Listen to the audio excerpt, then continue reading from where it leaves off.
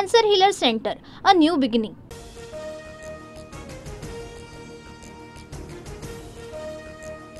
सत्ताधाऱ्यांचं अनिल परबांच्या विरोधात विधान भवनाच्या पायऱ्यांवर आंदोलन. परबांकडून छत्रपती संभाजी महाराजांचा अपमान, माफी न मागितल्यास निलंबन करावं, दरेकरांची मागणी.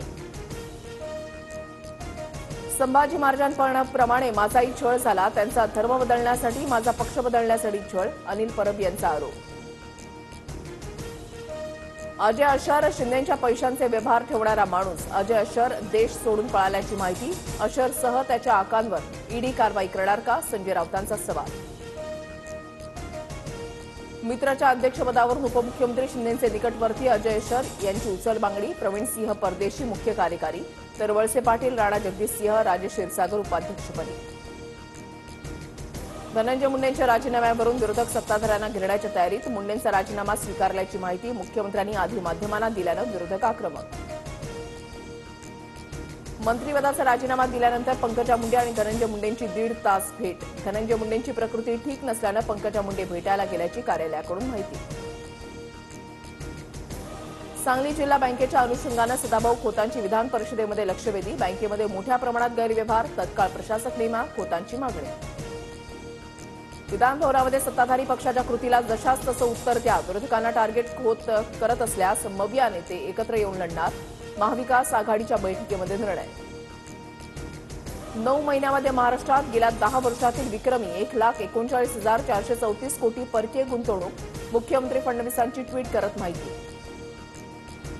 महात्मा ज्योतिबा फुले आणि सावित्रीबाई फुलेंना भारतरत्न द्या. सुधीर मुनगंटीवारांचं पंतप्रधानांना पत्र. मुनगंटीवारांच्या मागणीला सर्वपक्षीय 100 आमदारांचा पाठिंबा.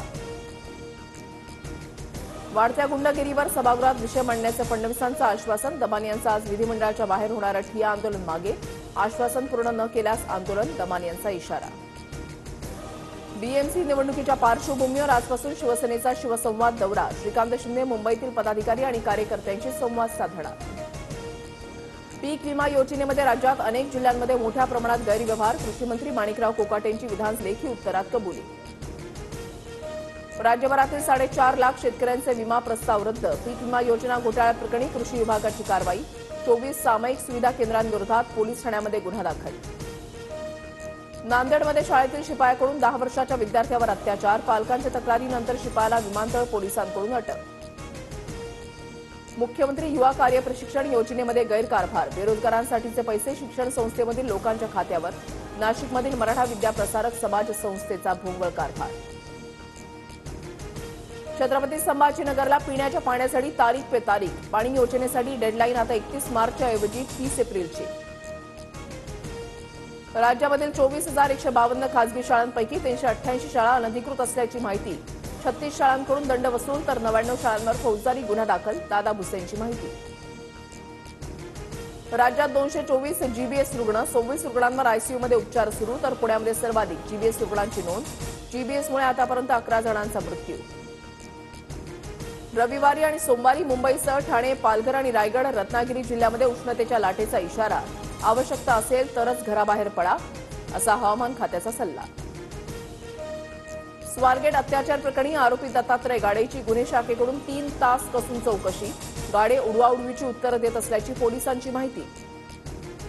होळीनिमित्त कोकणामध्ये विशेष रेल्वे गाड्या चालवण्यात येणार. मुंबई ते मडगाव विशेष रेल्वे गाडी, तर पनवेल ते चिपळूण मेमू धावणार.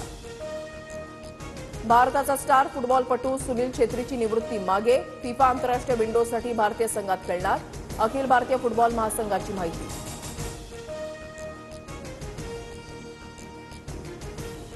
Cancer Healer Center, a new beginning.